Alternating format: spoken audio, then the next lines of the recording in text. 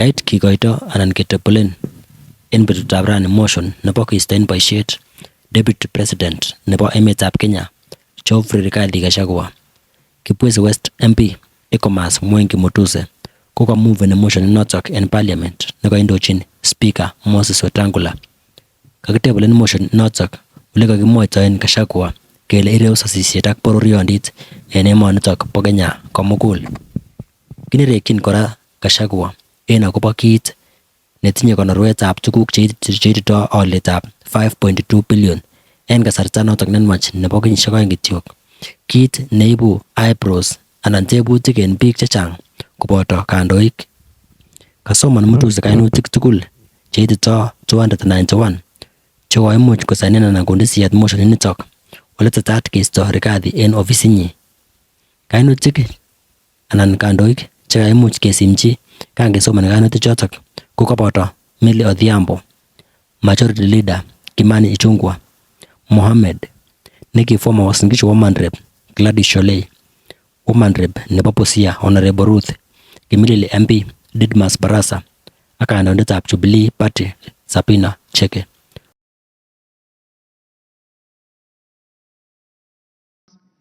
As follows. Generally, Mr. Speaker, as members will realize, the particulars of these grounds are that His Excellency Rigathi Gachagua has engaged himself in acts of omission and commission that constitute offenses under our Constitution, offenses under international law, and offenses under our own statutes. On ground one, Mr. Speaker, we will be demonstrating before this House that His Excellency Rigathi Gachagua has grossly violated Articles 10.2.1a, 10.2b and c, Articles 27.4, Article 73.1a and 2b, Article 75.1c, and Article 129, Subarticle 2 of the Constitution of Kenya, as well as Articles 147.1 as read with Article 131.2c and d of the Constitution of Kenya. And when the time comes, Mr. Speaker, I will be laying detail, article by article, to show the violations. On ground number two, Mr. Speaker and honorable members, at the opportune time, I will demonstrate to Kenyans that His Excellency Rigathi Gachagua has violated Article 147.1 of the Constitution and Article 152.1 of the Constitution of Kenya, the most progressive constitution in Africa. Mr. Speaker, on ground three, I will be demonstrating before this House to Kenyans and to the international community that His Excellency Rigathi Gachagua has violated Article 6.2 of the Constitution, Article 10.2a of the Constitution, Article 174 of the Constitution, Article 186.1 of the Constitution, Article 189.1 of the Constitution, as well as the fourth schedule of the Constitution of Kenya. Mr. Speaker, this is the Constitution of the Republic of Kenya. It is not a mere document. It speaks to the soul of this nation. Under ground four, Mr. Speaker, I will demonstrate that His Excellency Rigathi Gachagua has violated Article 161 of the Constitution of Kenya. I will further demonstrate under ground five that His Excellency Rigathi Gachagua, the Deputy President, the current Deputy President of the Republic of Kenya, has grossly violated Article 3.1 as read together with Article 148.5a of the Constitution. Under ground six, Mr. Speaker and honorable members, I will demonstrate that the Honorable Rigathi Gachagua has committed crimes under Section 13.1a and 62 of the National Cohesion and Integration Act, the act that speaks to our nationhood, the act that speaks to our multi-ethnicity, the act that speaks to our society remaining together as a cohesive society. And I will demonstrate with videos, I will demonstrate with affidavits, I will demonstrate with documents that the man holding the office of deputy president has violated the same law that he swore to protect in his own oath of office. Under ground 7, Mr. Speaker, I will demonstrate before this House that His Excellency Rigathi Gachagua has committed crimes under sections 45(1), section 46, section 47A(3), section 48(1) of the Anti-Corruption and Economic Crimes Act. Anti-Corruption, Mr. Speaker, honorable members, Anti-Corruption and Economic Crimes Act, by using his office to unjustly enrich himself, by using his office to acquire within 2 months properties well beyond 55.2 billion. And Mr. Speaker, I will demonstrate before this House that during the presidential debate, if I may be listened to, Mr. Speaker, that during the presidential debate, His Excellency Rigathi Gachagua did declare that he was worth 800 million. We are aware that he's paid slightly over 1 billion, meaning that for the last 2 years, the much he could have accumulated justly is about 24 million. But I will demonstrate before Kenyans that he has properties to himself, the ones that I was able to get in my time of research, worth 5.2 billion Kenya shillings. This is what we call unexplained assets, and we must lay the dragon of corruption from the highest office. Mr. Speaker, under the same ground, I will also be demonstrating, this is ground number 7, that His Excellency Rigathi Gachagua has violated sections 2, 3, 4, and 7 of the Proceeds of Crime and Money Laundering Act. Mr. Speaker, you are aware that the Proceeds of Crime and Money Laundering Act is one of those laws pursuant to section 2 of the Constitution of Kenya that we domesticated because of our international obligations about money laundering. And therefore, by proving the same, I will also be demonstrating before Kenyans that His Excellency Rigathi Gachagua has committed international crimes. Under ground 8, Mr. Speaker, I will demonstrate that the Deputy President of the Republic of Kenya has committed crimes under Section 132 of the Penal Code and Section 29 of the Leadership and Integrity Act. And honorable members will realize that the Leadership and Integrity Act is the law that was enacted by this Parliament, none other than this Parliament, to give effect to Chapter 6 on leadership and integrity of the Constitution. Under ground 9, I will be able to show, and Mr. Speaker, when we get to this ground, the ground of gross misconduct, I will be able to speak to the House in a very clear manner as to what constitutes gross misconduct as interpreted by our own courts. And I will be able to show that the person of the Deputy President is a bully. The person of the Deputy President has been threatening public officials. The person of the Deputy President has carried himself in a manner that brings disrespect to the office that he holds, and therefore has grossly misconducted himself. Under ground 10, Mr. Speaker, I will also specifically demonstrate that the person of the Deputy President has committed the offense of gross misconduct in the manner of insubordination, insubordinating the presidency and the Kenyan state. The Kenyan state is our soul. And if you insubordinate the state, you are not worth being a state officer. Lastly, Mr. Speaker, under ground 11, with your permission, when the time comes, I will also demonstrate, honorable members, if we may be listened to, I will also demonstrate that specifically the Honorable Rigathi Gachagua has committed crimes of gross misconduct, as I had earlier alluded to, in terms of bullying and threatening public officers. Mr. Speaker, in compliance with the provisions of Articles 145(1) of the Constitution, as read together with the National Assembly Standing Order number 65, honorable members, if you may listen, this is important. A total, Mr. Speaker, a total of 291 members of this National Assembly have graciously appended their signatures in support of this motion. 291 members.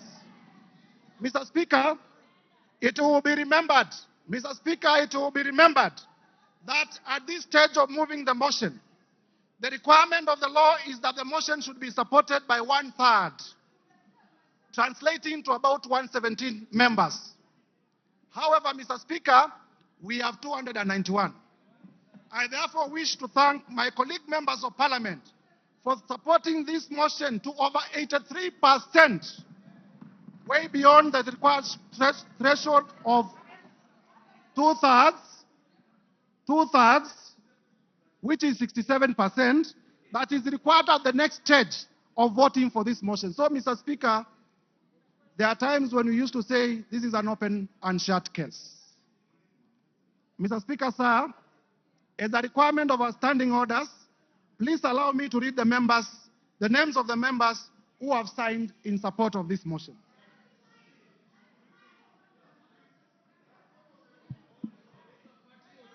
Order. Mr. Speaker, Go ahead. Mr. Speaker, for purposes of completeness of the record, the standing orders require that the mover of the motion does read all the names of the members who are in support of the motion for openness.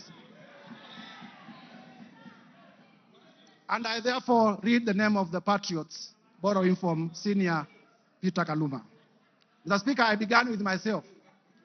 The Honorable Ekomas Mwengi Mutusa, yours truly. The Honorable Owen Baya.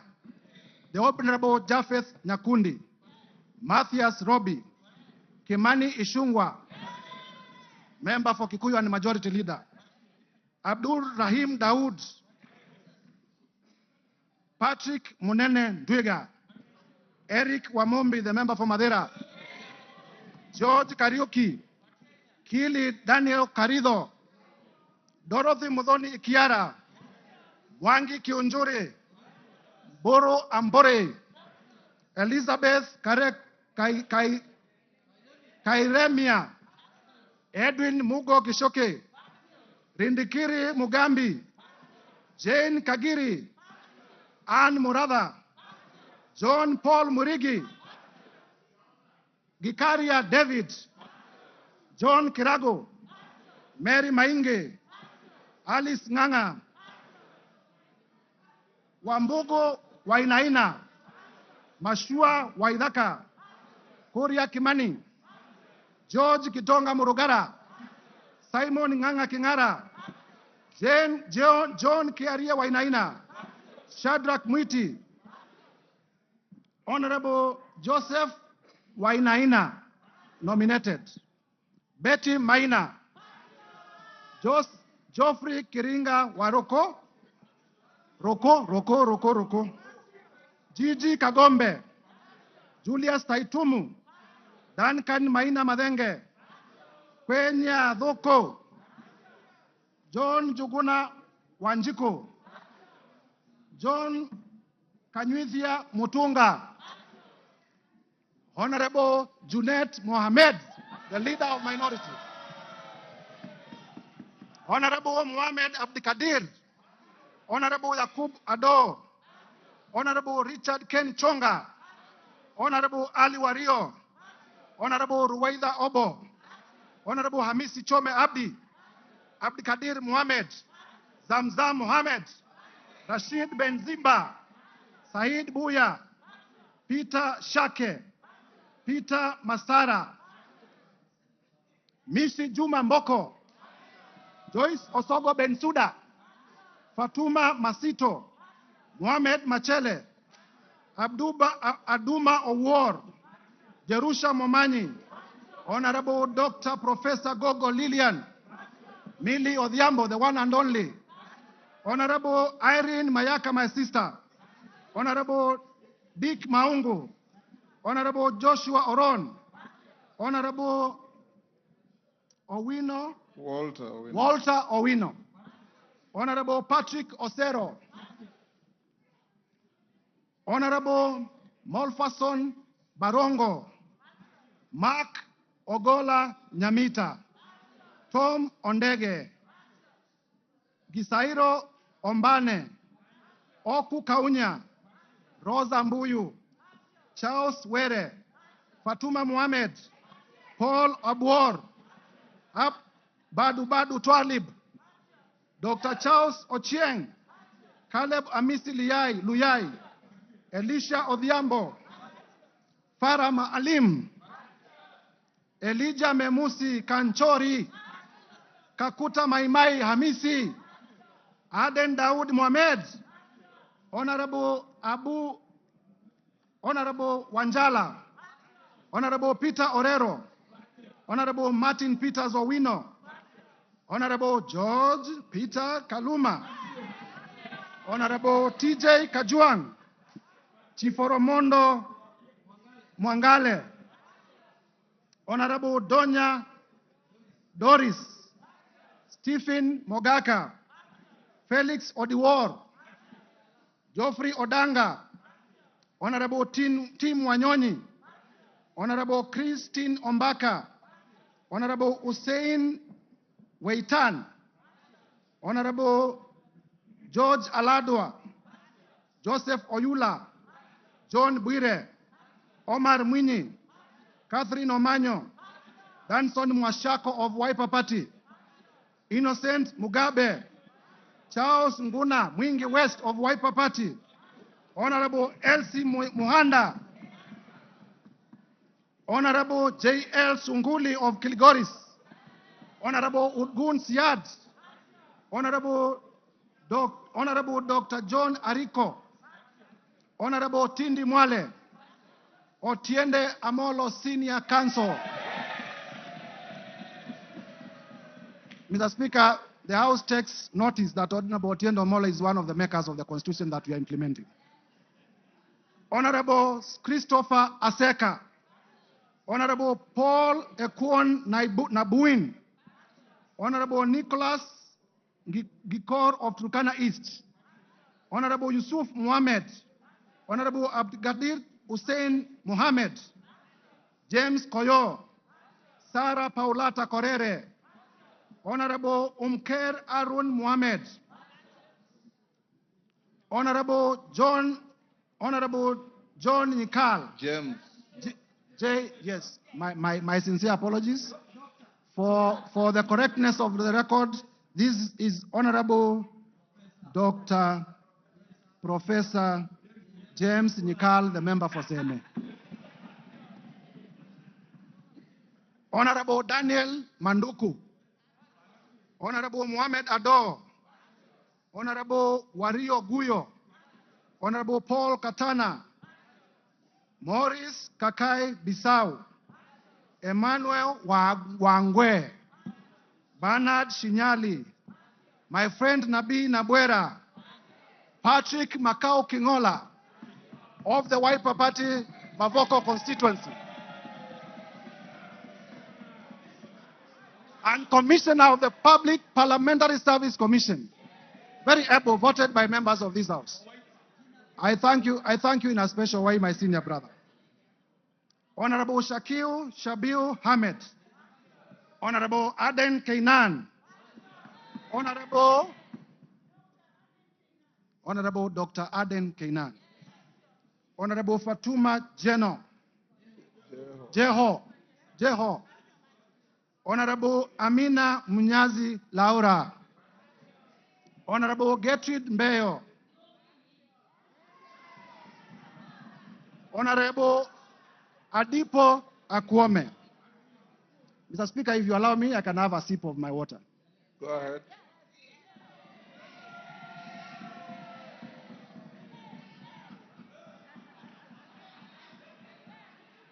Number 134.